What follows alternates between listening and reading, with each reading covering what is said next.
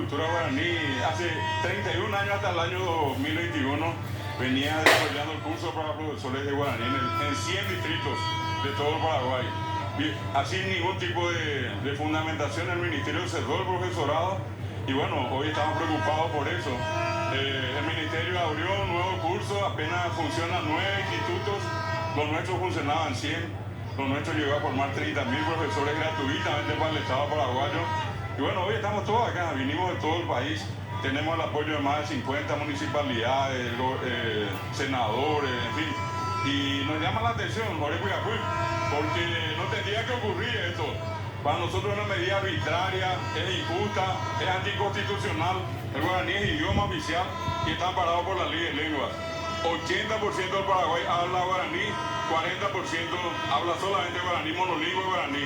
Por eso estamos acá hoy para pedirle al ministerio que reponga el profesorado de lengua guaraní en el Ateneo.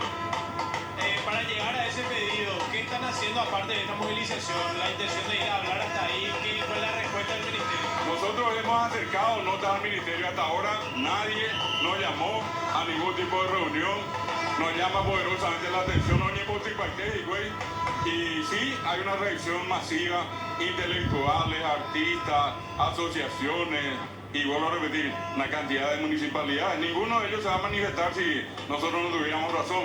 Todos conocen nuestro trabajo, son más de 31 años en realidad, y repito, 30.000 docentes formados gratuitamente para el Estado paraguayo. ¿Qué es lo que podría pasar con esos 30.000 docentes? No, ellos continúan. Lo que lamentamos es lo que ahora, en este tiempo, querían estudiar guaraní y no lo pueden hacer ya. Ya no pueden hacer este curso.